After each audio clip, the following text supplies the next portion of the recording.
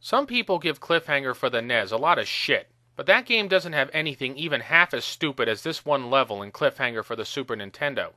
The cave level in this game is so ridiculous and annoying that it makes me wonder, did they put this in the game just to piss people off? Because if that was their intention, they succeeded magnificently. So anyway, let's get into it. Levels from Hell, Cliffhanger for the Super Nintendo, the cave level. You start the level out by going into a cave, just like the film. Now admittedly, this first part of the level is not too bad. Oh, who the fuck am I kidding? It's bad. Alright, so you're in the cave and you have to jump across these narrow platforms. And on the ceiling there are these stalactites that'll fall down and hit you. Unfortunately, they blend into the ceiling, making them very difficult to see at first. But notice that the longer ones are the ones that always fall, so once you know that, you can avoid them. However, even if you know where they are, it's still a pain in the ass to avoid them because sometimes they're above really narrow platforms. Like here, if you don't move your ass, you're gonna get hit and take some damage. One of the biggest problems in this level, and indeed this game as a whole, is that the controls are really awkward.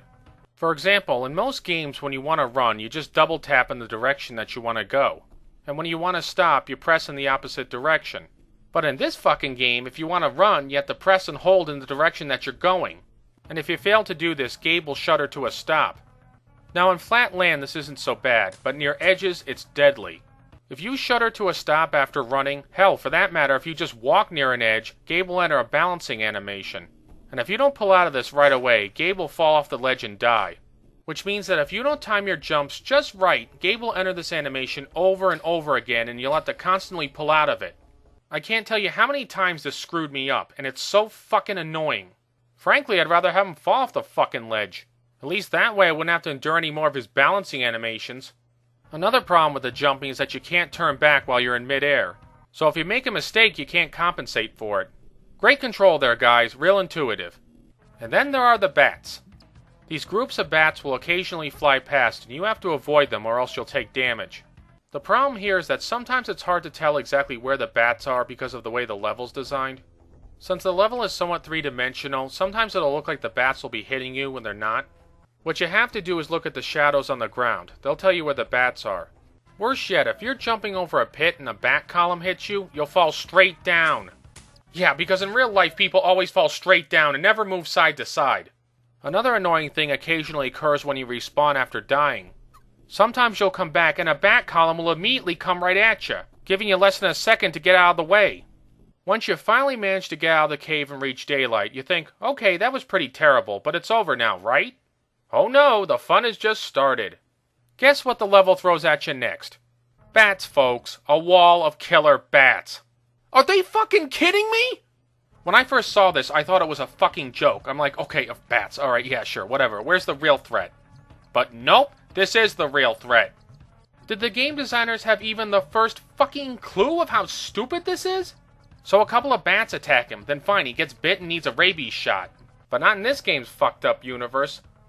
If a wall of bats attacks you here, you die instantly. I just can't believe how fucking stupid this is. All he has to do is just throw himself on the ground and let him fly by. But oh no, he can't do that. At least the earlier Avalanche level made a little bit of sense.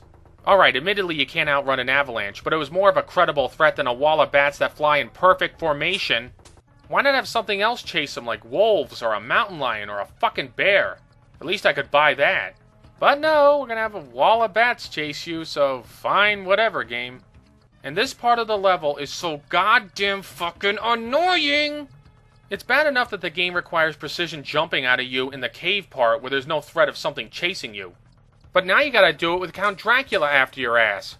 And what's even worse is that the game gives you no warning about this sudden bat attack.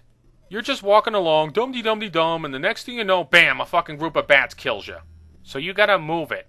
And jumping over these platforms, Christ almighty, they put about 1 billion obstacles on them. Oh, and each time you hit one, not only does it slow you down, but you also lose some life. This is one of those levels where you're just gonna fuck up. A lot. And since the game only gives you a limited number of lives and continues, if you screw up too many times, it's all the way back to the beginning. Even if you had infinite continues, it would still be a pain in the ass to beat this level. And why, you might ask? Well, because of those control issues I talked about earlier.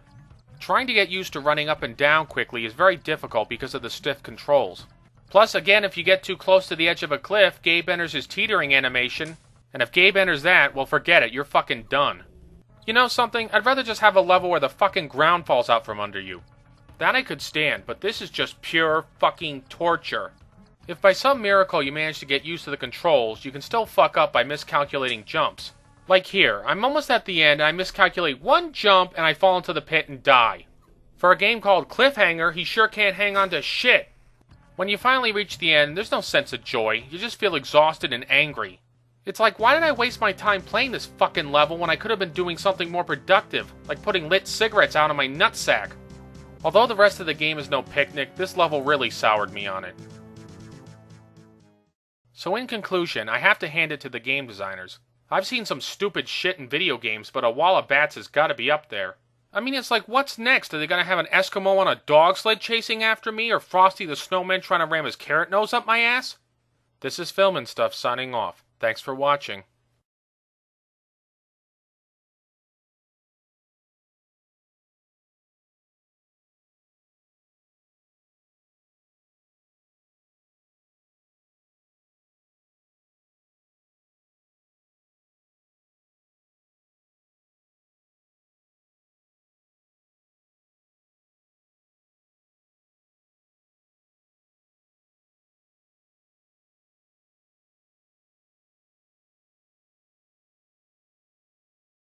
For a game called Cliffhanger, he sure can't hang on to shit.